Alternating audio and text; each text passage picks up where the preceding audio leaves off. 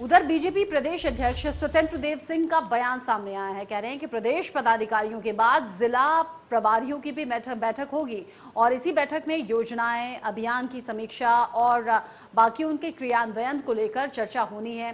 संगठन की परंपरा है नियमित बैठकें की जाएं और हर महीने इस तरह की बैठकें होती भी हैं जिसमें मौजूदा हालात पर समीक्षा हो सके।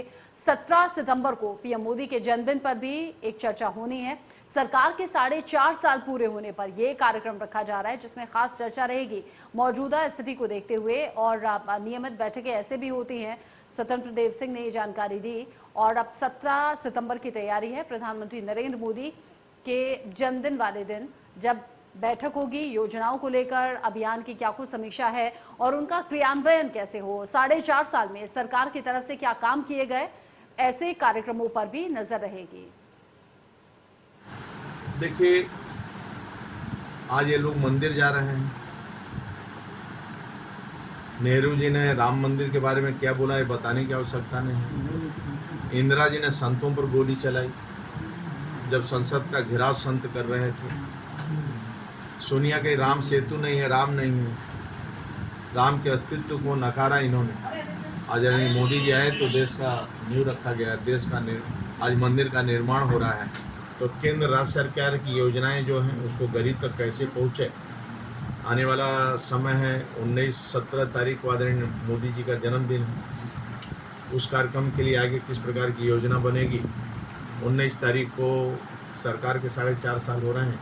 ये सभी योजनाओं को लेकर आज चर्चाएं हैं। जो चुनाव 19 तारीख को सरकार की उपलब्धियों पर भी बात होगी। 17 सितंबर को भी जब प्रधानमंत्री नरेंद्र मोदी का जन्मदिन है उस मौके पर यह खास बैठक होनी है। स्वतंत्र देव सिंह इसकी जानकारी देते हुए 4.5 साल पूरे हो रहे हैं, अब तक की क्या उपलब्धियां रही हैं, आगे की योजनाएं क्या हैं, ये प्रचार और इसका प्रसार लोगों तक पहुंचना भी चाहिए, लोगों के बीच पहुंचना चाहिए कि क्या कुछ काम पिछले 4.5 साल में किया गया।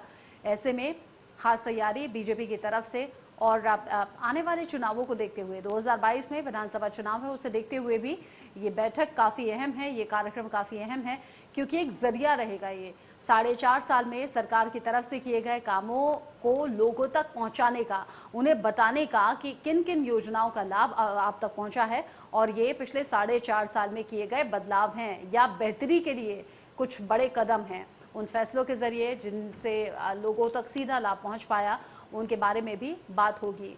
रजनीश पांडे इसी खबर पर ज्यादा अपडेट के साथ जुड़ गए हैं। रजनीश, 17 सितंबर प्रधानमंत्री नरेंद्र मोदी का जन्मदिन, 4.5 साल पूरा होने पर आप कार्यक्रमों की बात करना, मिशन 2022 से जोड़कर इसे देखा जाए, इससे खास मौका और कुछ हो नहीं सकता जब अब तक की उपलब्धियों पर जिक्र हो, जब अब तक की योजनाओं का लाभ लोगों तक पहुंचाने की बात हो। रचना हमेशा से Bharatiya Janata party election mode पे ही रही है। चाहे इनके लगातार अगर हम कार्यक्रमों पे नजर डालें तो पन्ना प्रमुखों की बैठक, क्षेत्रीय कार्यालयों पे बैठक, तमाम तरीके के लोग कार्यक्रम चलाते रहे समय समय पर। तो ये माना जाता है तो भारतीय जनता पार्टी हमेशा से इलेक्शन मोड पे ही खड़ी रही है। लेकिन जो आज की बैठक है, आज की बैठक इसलिए इम्पोर्टेंट हो जाती है तो कल चूंकि भारतीय जनता पार्टी के राष्ट्रीय अध्यक्ष ने विधानसभा प्रभारियों की नामों की घोषणा किया। हालांकि प्रदेश अध्यक्ष का ये कहना कि एक रूटीन बैठक है, हमारे क्या ऐसी बैठक होती रही है, लेकिन कहीं ना कहीं बैठक की जो गहमा गहमी है साफ देखने को पार्टी कार्यालय के बाहर कार्यकर्ताओं में दिखाई दे रहा है। पार्टी कार्यकर्ता इस इंतजार में है तो बैठक के बाद निकल के क्या आता है।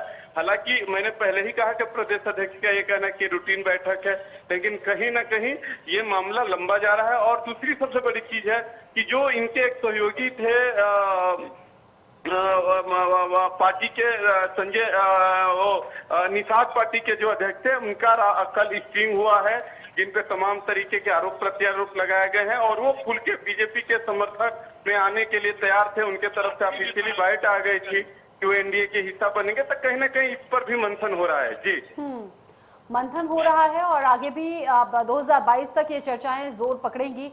आप इस खास कार्यक्रम में क्या वर्चुअली जुड़ा जाएगा या फिर ये जो बैठक है वो बैठक हो रही है। चूंकि हालांकि ये जो इस प्रकार की जो बैठक होती है मीडिया को दूर रखा जाता है, बाहर से ही अलाउ होता है विजुअल बनाने के लिए, तो बैठक चल रही है। हालांकि तय जो समय था उससे लेट, क्योंकि ये कार्यक्रम चालू हुआ, ये बैठक 1 बजे तक ही होनी थी, लेकिन ये कार्यक्रम अभी चल रहा है, ये बैठक चल रहा है।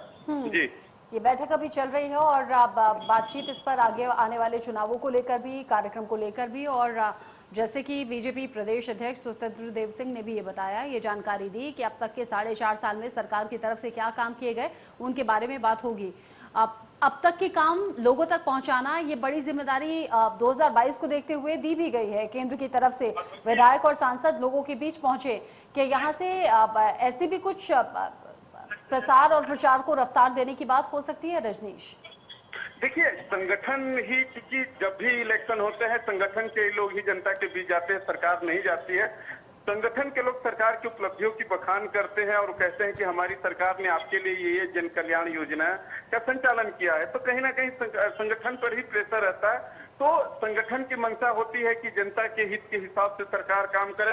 हालांकि बीच बीच पे संगठन और सरकार के संबंधों पे सवाल भी खड़े किए जाते रहे उत्तर प्रदेश की राजनीति में, जो बीच में हलचल मची थी। तो संगठन चुनाव को लेके काफी गंभीर है। उसका कारण भी है कि 80 लोकसभा सीटें उत्तर प्रदेश से जाती है, उसके बाद लोकसभा का चुनाव होना है। तो भारतीय जनता पार्टी इसको सेमीफाइनल मान रही है और कहीं से वो चुकने की तैयारी, चुकने के मूड में नहीं है। जी रचना, लेकिन साथ ही साथ विपक्षी पार्टियां भी कोई कमी नहीं छोड़ना चाहती, चाहे एसपी हो, बीएसपी हो, कांग्रेस हो या बाकी अदर पार्टी हो। रजनीश, नजर आप बनाए रखिएगा इस खबर पर, आगे जो भी अपडेट होगा दर्शकों तक